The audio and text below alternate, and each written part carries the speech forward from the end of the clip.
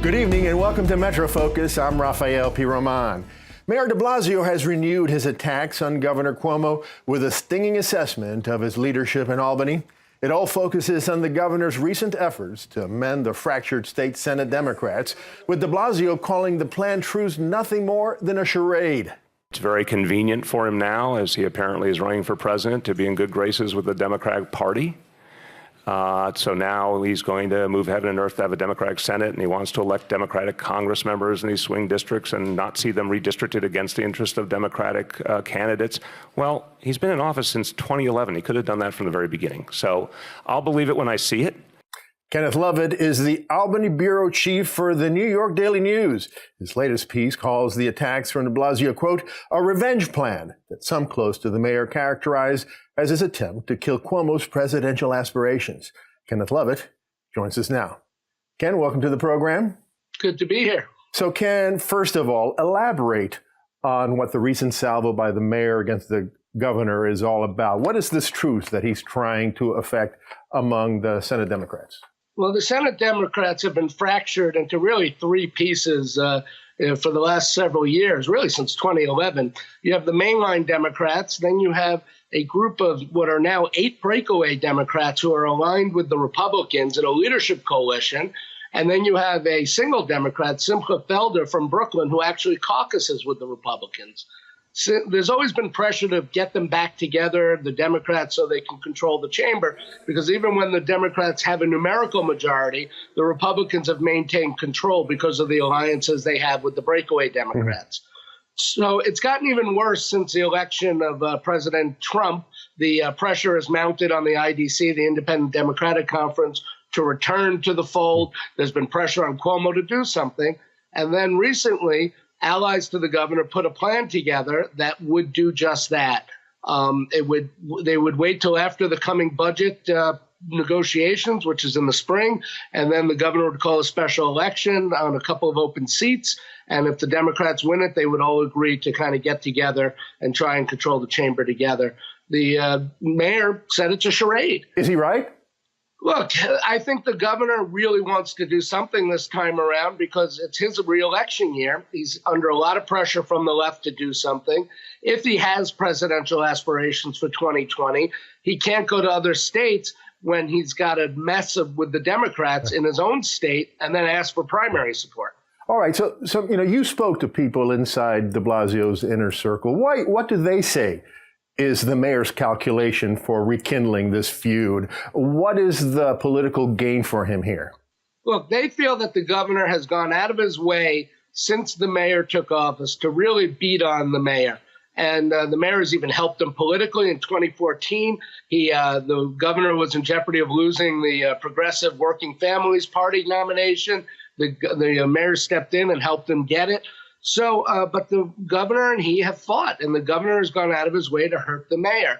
So now the mayor was safely reelected earlier in November, in November. He's got a second and final term because he's term limited out. The governor is going into his own reelection, and the mayor it's twofold. He wants to pressure the governor to go more to the left, and attacking him will do that. It's revenge in that he feels that he doesn't believe the governor is a true progressive. He thinks the governor went out of his way to really hurt him, and so he's going after him that way. And if he could damage him for his national aspirations, that's all the better. A lot of people think de Blasio himself has national aspirations. Yeah, we'll talk about that in 1 second. But what gives the mayor the idea that he's got the clout to effect revenge on the governor to stop his presidential aspirations? As you say, he's a lame duck. He wasn't that powerful in Albany in the first 4 years. Isn't he less powerful now? Well, the problem for the mayor, and not just this mayor, all mayors, is many of the things that cities want to do, mayors want to do, have to run through Albany. If you want to raise taxes, if you want to create a pre-K program and fund it, it all goes through Albany. So in that regard, he's risking, especially this coming year, his legislative agenda, whatever that might be. The Senate Republicans already hate him. He's already on record for the last several years saying the Democrats should take control. He's worked aggressively against them. The governor doesn't like him, and even a lot of legislative Democrats are not fans of his. Yeah. But I think he's made the political calculation that, you know what, I'm not going to get much this year anyway. I'll put out my agenda. I don't expect to get much of it.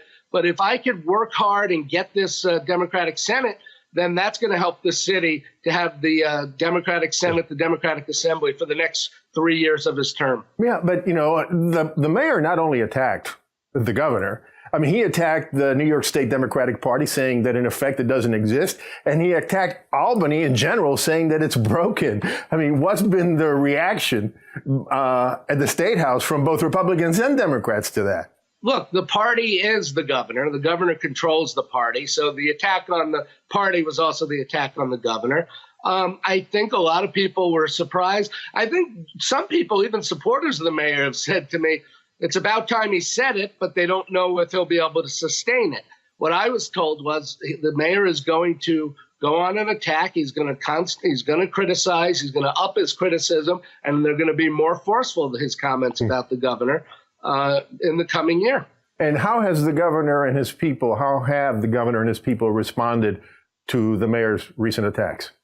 They weren't happy. They dismissed him a lot of the times as incompetent, and they feel that, they try and just hurt him personally. That was the amazing thing. The mayor's been critical of the governor. They fought over transit issues. They fought over certain things. What made this kind of surprising, since the terrorist attack in New York City recently, there's been at least a public détente. They've been working a little better together. So that was a surprise. And how personal it got. Yeah. We haven't seen the mayor really go on the attack like that since 2015 at the end of the legislative session, where he held a press conference at City Hall and he accused the governor of governing by vendetta. Yeah.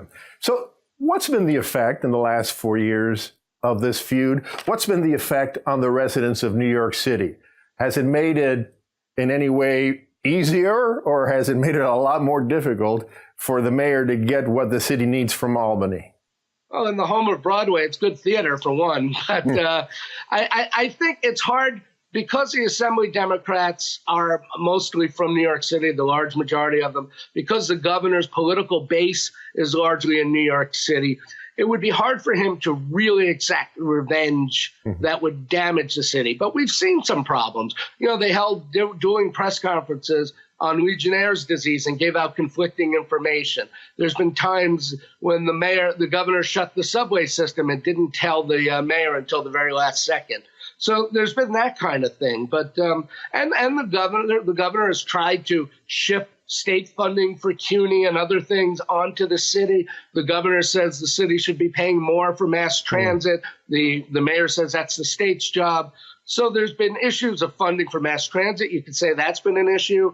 Education funding, the mayor would argue, isn't as plentiful for the city because the Senate Republicans that he believes the governor is emboldening are in charge. Well, you know, it's difficult to believe because these two guys are both Democrats.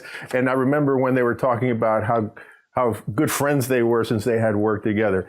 Anyway, Ken, we have to end it there. Thanks so much for joining us today. Anytime, be well.